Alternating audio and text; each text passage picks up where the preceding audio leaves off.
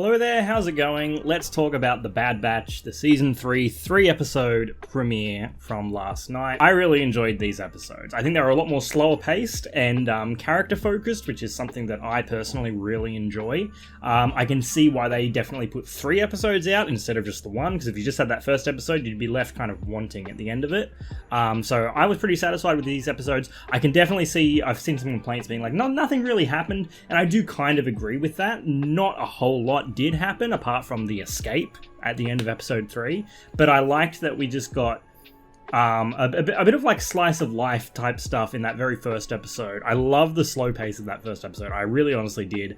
I love how we just see that cylinder slowly ticking over every now and then throughout the episodes. I like the little Lucra Hound stuff. They're really cool. So first off, I wanted to say Ian McDiarmid coming back to voice Palpatine, phenomenal. I love this man so much, and his voice is so good. He's still got it. I love him as Palpatine, the Emperor. Him popping back up, fantastic. Love that. In episode 2, there are also a couple of voices in there that I really enjoyed. Angelica Houston played Isa Duran. That was the Deveronian? Is that the species? I can't remember. I'll have to check that. At the beginning of the episode, that was Angelica Houston. Big fan of her.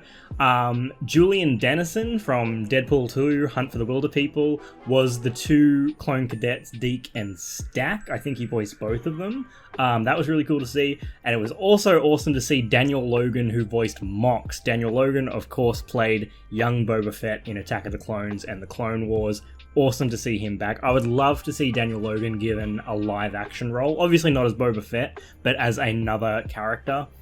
Unless they wanted to do like a big flashback to Boba Fett, like in his like teens when he's becoming a bounty hunter for the first time. That would be kind of cool, actually. But I'd love to see Daniel Logan more involved in the Star Wars universe, but fantastic to see him as well. The big thing is obviously from these episodes, Crosshair and Omega escaping on their own. I don't think anyone really said that was going to happen. I thought it was going to be obviously Hunter and Wrecker and probably Echo and Rex that came in and broke them out. I had it all planned out. I was like, they're going to break them out.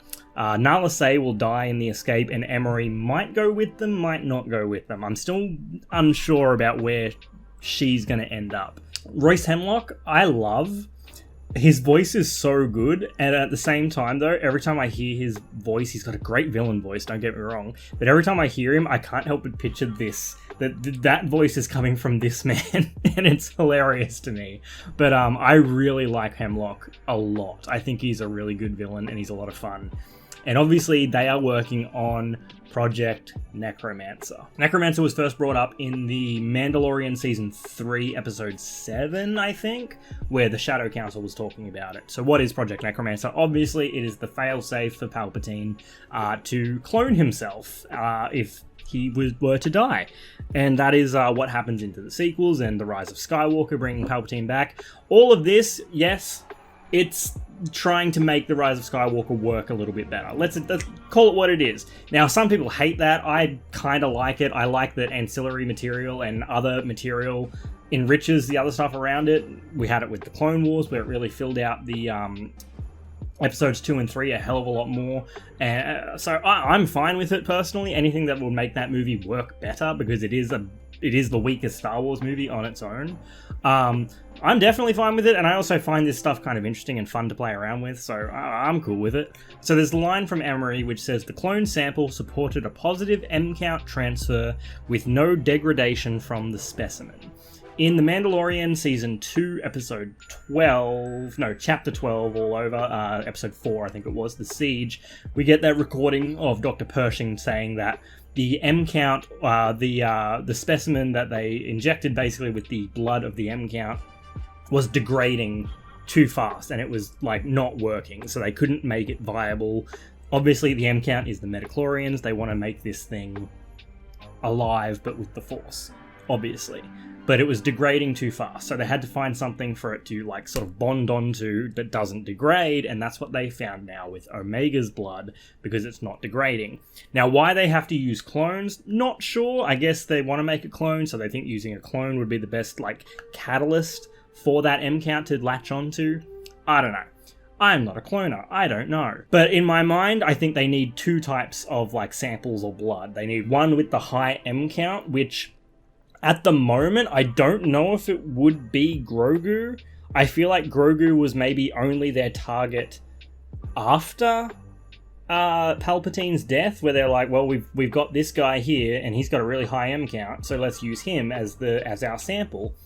Or were they after him before this? I don't know yet. But yeah, they need they need one sample with a high M count, and then they need another one to make it so that this one doesn't degrade over time. They said in the Mandalorian it went well for 2 weeks and then it all went to shit. It all like broke down and fell apart. So originally I thought that Omega, oh shit, is Omega Force sensitive? Because I mistook, I heard it wrong and I thought it said that she had a high M count, but that's not what it was. The clone sample supported a positive M count transfer with no degradation from the specimen.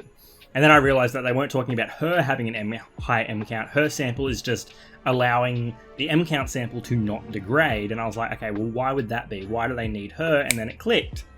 Omega is a clone, just like Boba Fett, who doesn't have the aging acceleration that the other clones have. So with the aging acceleration, I think that's what's causing it to break down. All the samples aren't viable because it's just breaking down because it's aging too quickly and it's degenerating too fast. Omega and Boba Fett, though, two clones that don't have the aging acceleration, so that's why Omega is going to be so valuable. And it makes me wonder, is Boba Fett going to come into play in Season 3 of any chance? Because he is another clone that doesn't have the aging. Interesting. Anyway, those were my thoughts on all that Project Necromancer. I might put that into its own video at one point because I'm like becoming like Charlie Day with that board with Pepe Sylvia. Also, It's Always Sunny. Overall though, I really liked these 3 episodes. I liked the escape. I actually really enjoyed episode 2, Just on the Planet. The Slithervine stuff. Loved those creatures. Fun headcanon, which I now have, is that the Empire reverse engineered the Slithervines from the Drengir. And if you don't know what the Drengir is in the High Republic era, in the books and the comics, there was an enemy called the Drengir. They were basically carnivorous plants that weren't exactly Force sensitive, but they were kind of strong with the dark side of the Force and could influence and corrupt other people around them. They were really cool sort of side villains against the across from the Nihil in that era. They're really fun, and so my headcanon is that the Drengir were the Slithervines were reverse engineered from the Drengir. But yeah, overall, yeah, really liked these episodes. Again, a lot slower. I think the rest of the season is going to kick up a notch. I think we are going to get like a lot of action going forward. So I actually appreciated a slow easing into the start of the season. I'm looking forward to more. I was a little bit sad because when the 3rd episode ended, I went to hit next episode and then I realized, oh shit, there's only 3 episodes. I was enjoying it that much. I was just like, yeah, let's just keep going. This is great. And I'm really looking forward to the rest of the season. Hopefully I'll do a video every week on The Bad Batch. I might not get time to, so I might like group a couple together. Who knows? But yeah, thank you for watching. Make sure you follow me here and on TikTok. Same name on there. And yeah, I'll see you in the next one. Thank you for watching. May the Force be with you. Always.